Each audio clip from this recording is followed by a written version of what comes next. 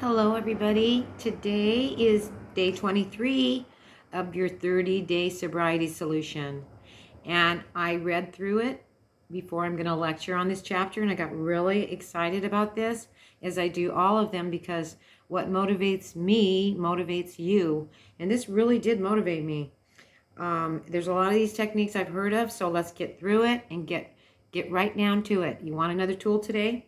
Today, day 23 in this book, The Emotional Sobriety Solution, Successfully Handling Your Emotions. And again, this is from the book, stop it, cat. Sorry about this. The 30-Day Sobriety Solution, okay? From Jack Canfield, the Chicken Soup for the Soul guy, and another guy named Dave something, who I've spoken of to, that runs this book. That runs these programs, okay? So I wanted to make these up for my son, okay, specifically, and for really anybody who's struggling. Now, this can work for anybody, really, because, you know, I went out to lunch today, and our waitress had at least a 300-plus weight loss issue she needed to deal with.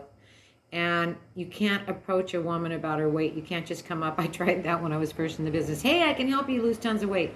You're like, oh, are you calling me fat? So I will work with this girl in another way. I will get to know her, and hopefully I can help get through to her, because with weight loss and hypnosis, I'm going to tell you something. It's not about the food. I told you that before. It is about emotional issues, PTSD, and that's not hard to deal with. She could lose her weight by just following this book every day and using food in place of drugs, because food is like a drug, okay? Anything that you do in excess to relieve yourself from stress can become addictive. So make sure you get addicted to fun stuff, like eating better, going running, okay? Stuff like that. This guy says it's about quitting or cutting back on drinking and using, so many of the techniques are easily applied to other areas of life. My life has changed amazingly after only 75 days of being clean. I'm sleeping better, eating better, running, which is the first regular exercise I've done in 10 years. One of the most significant changes has been in the emotional realm. My newfound awareness of my thoughts and feelings and my ability to be more emotionally present with others has changed my life. Now, you men, I used to do groups, and the men did not want to talk about emotions. The women would grab their journals and write for hours, write their feelings out. So this is for you too, men, successfully handling your emotions. In this society, you've been taught to be a macho man and don't show your feelings and suck it up. But I'm telling you right there, feel it to heal it. Let's go through this real quick. One of the keys to thriving in sobriety in life is learning to maximize your positive emotions and minimize the negative. When you started using, it was most likely to minimize the negative emotions. Everybody does. Have more fun and laugh. Have a beer. Feel the joy of connecting with others. Look at all the commercials. Heighten the celebration of special occasions. And it's funny because alcohol is a depressant. So you're thinking you're having, upbeat times until you come down. But over time, your using most likely changed into a behavior for dealing with stress, anger, disappointment, and sadness. Over many years, drinking became your automatic response to any intense and uncomfortable emotions. Whether you were bored, coping with feelings of social awkwardness, or unexpressed feelings in your relationship, or avoiding the fears about money, your solution became to drink or to use a drug. But as you know, drinking or using isn't a solution. Now, it'll numb you out of your feelings temporarily, but that's like taking a nap. Who wants to sleep all day? But in the long run, it will make everything worse, because if you're high, you're not dealing with anything until your solution has now become your problem. Until then, you know how you say you take the drug and then the drug takes you. Okay, here we go. Emotional sobriety. If you want to improve life, you have to learn consciously to manage your emotions. Any therapist will tell you about emotional intelligence, and psychologists and addiction specialists refer it to emotional sobriety. Today's solution will teach you how to achieve emotional sobriety so that the stress of negative emotions will not lead you back into drinking. So we're going to deal with these negative emotions, all right? According to the psychologist Tion Dayton, author of Emotional Sobriety from Relationship Trauma To resilience and balance, emotional sobriety means being able to experience and regulate strong emotions rather than repress or run away from them. Because if you don't deal with them, you know they always come back in another form or another. I'm thinking about politics right now and how I told my daughter I'm not going to go off on politics. And already I'm watching TV and I gave her a few statements. And she said, I have a headache. I need to lie down. And I thought, oh my God, I have a ways to go still. It means that you have the skills to live in the present rather than being caught in the past or being obsessed with the future. See, these politics about being obsessed with the future or thinking about the past. When you're emotionally sober, you can tolerate and express strong emotions, and you're able to create deep and intimate connections with other people. Your mindset allows you to be resilient in the face of unexpected difficulties. Now imagine that. Let's say this again. This sounds like a lawyer's frame of mind. When you're emotionally sober, you can tolerate and express strong emotions. That's why I always wished I could just really deal with my emotions better, people. I would have loved to have been a lawyer, but you know, boy, when you get too mad and then there goes your mouth, you have to be able to create deep and intimate connections with other people, whether they agree with you or not. This is the United States of America. We're united. Now, many problem drinkers, 96%, according to many experts, grew up in a dysfunctional family. Duh, means that the odds are overwhelmingly high that you didn't learn the skills of emotional sobriety. No. I don't know how your parents were. My mom was a crier, and my stepdad closed down, and my dad was gone. Had your parents not also been emotionally ignorant, you would have learned how to always bring yourself back into emotional balance when you were frightened or hurt. You would have learned how to soothe yourself. Because you didn't learn the tools for doing that, you turned to drugs to calm yourself down. Oh, yes. Today is about learning 2 effective tools for dealing with your negative emotions so that you can achieve a greater state of emotional sobriety. That's right. Emotion or feeling. We have emotions, they spontaneously occur all day, such as those you experience when someone cuts you off in traffic. We know that one emotion. When you learn that the dog jumped up on the table and ate your dinner. Or someone puts you down in front of others, the embarrassment, the shame. Emotions also seem to come up out of nowhere, like when you wake up just feeling in a crappy mood, or suddenly overcome by a feeling you can't explain. That's why in AA they always say, when you got a really crappy attitude, have you had anything to eat? The truth is that we actually create most of our emotions that seem to occur spontaneously and out of nowhere, out of our control, by how we think about people and events, by meanings we ascribe to them, and by the stories we tell ourselves. Simply put, all events are meaningless until we assign some meaning to them. For what is just is until we interpret it as good, bad, neutral. For example, if you're sitting in a movie and a man steps on your foot while attempting to get a seat, your immediate reaction is irritation and anger. But then you look up and he's carrying a white cane, you realize he's blind. Then you understand, you have compassion and concern. Okay, changing your thoughts changes everything. The word emotions and feelings are usually interchangeable, but psychologists make an important distinction.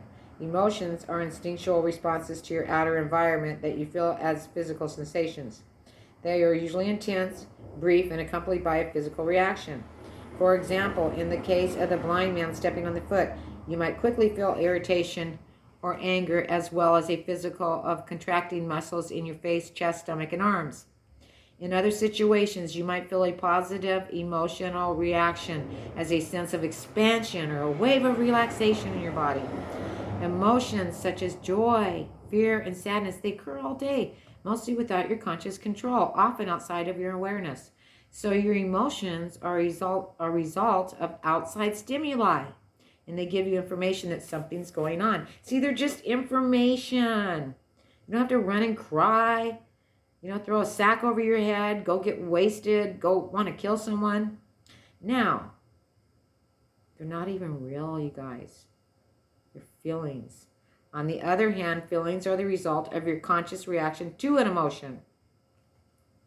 Okay, so the feelings are your conscious reaction to the emotion. So the emotion is just something goes on outside of yourself, okay? Now feelings, oh my God, this is so deep. Now that I'm reading this again, they are usually less intense but last longer and are affected by your beliefs, attitude, and views on right and wrong. For example, when a driver runs a red light and narrowly misses hitting your car, your initial emotional might be one of fear or anger. But after a second, you might feel grateful that you were not hit. Or you might wonder why the person was in such a hurry and think maybe they were rushing to the hospital. Your thoughts after you experience an emotion determine your longer-term feelings. For example, how you feel the rest of the day in a bad mood because everyone's driving is crazy, or in a state of constant anxiety because you dwell on a thought that you might die in an automobile accident. Remember that commercial, don't take the car, you kill yourself? Don't take the car, you kill yourself. The quality of your feelings depends on the quality of your thoughts and beliefs after you experience a burst of emotion, whether you're consciously aware of them or not. So why does this matter? Because emotions, or more specifically your initial emotional reactions, are your natural, temporary, intense, and instinctual reactions to a situation. However, how you respond to those initial emotions determine the quality of your happiness, and how you respond can be changed over time by the techniques you are learning in this program. People, this program is going to save my life. Yes, I'm making it for you, but guess what? My boyfriend passed away this morning at 9 o'clock. He was here with me at our home, and he took his last breath. And I'm still trying to process this. I knew it was coming. He was sick for 10 years. The last 2 was intense. But by God, I made sure he had his last breath in his home. And I didn't know how I was going to deal with it, people, how I was going to deal with all of these emotions. And I think I'm numb today. I think I'm kind of numb. And I'm also relieved because he suffered for so long. And I suffered with him, because when you love people and you go that long journey with them, be careful of love at first sight, because I was with him probably 14, 15 years, and every day from the first day I met him, I never left his side. We had a soul connection, if you know what that is. And he had such great emotional IQ. He was so funny. He was a rock and roll guy. And I know I'm telling you people this because I have to deal with this now. And I have to deal with my life, having lost the soulmate of a lifetime. I hung on to that man. I'm writing this book, Dying for Love, and I was dying for his love. So much so I probably kept him alive a few years longer than he was even able to be alive. I revived him back twice when he passed away. I revived him, okay? And I needed him. I needed to breathe because he was in the room, and he's gone now. I'm doing okay, people, but this book is helping me too, because I realized my entire life, my emotional immaturity, my neediness. People, you can be blinking your eyes and 2 hours later in a morgue. And I'm sorry, but it's the truth. So make sure that you get off your drugs, get off your drinking, and get your life in order. Life is too short. Don't waste it fighting with others. My daughter, who I've been fighting over MAGA, suddenly it didn't matter. Suddenly it did not matter. And she came and got me because I didn't want to sit in here and wait 2 hours with him until the mortuary showed up. So I went down the street and got a pedicure. And when they showed up, I had to run back up here because they came early. But I didn't care. I did it, and I handled it. And I've handled everything. And I am so proud of myself for staying with this man for so many years. Every career chance I've had, everything I haven't been able to do because he needed 24/7 care. And I was it. And I was very proud to care for this man. And now he is gone. He was blinking his eyes this morning. Okay, now he's gone. He's gone forever. His soul left. His body is nothing. So please, people, stop abusing yourself and know that all you need is yourself to love. That's it. Don't look to others. Don't be dependent on others. You're born in this life alone, and you will leave alone. You will leave alone. You will never be able to take all the money, all the riches, all the beauty, all the bullshit you want to argue over all the time with people. The United States, you can't take any of it with you. So please, My people, I didn't mean to get started on this, but I guess it just came up.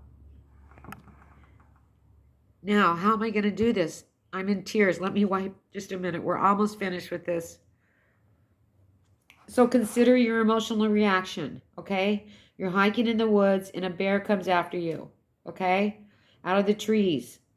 You're terrified, petrified, but if you're at the zoo and you walk up to a glass wall and see the bear, you're not as scared, okay? So this is why the work of examining and changing your limiting beliefs that we explored in day 11, okay?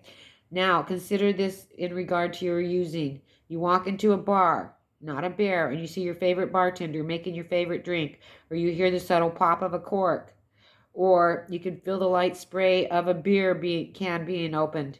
Today, one of these situations might instantly create an intense desire to use with very real physical reactions before you're able to stop it. As your mouth is watering, the tingling anticipation in your stomach, or the automatic clasping of your hand as if you were picking up a cold bottle of beer. And that reaction could lead to a drink. However, this is the whole crux of this. You can learn to consciously and intentionally override these automatic emotional and physical reactions. The key is learning how to skillfully manage the process that occurs as an emotion becomes a feeling.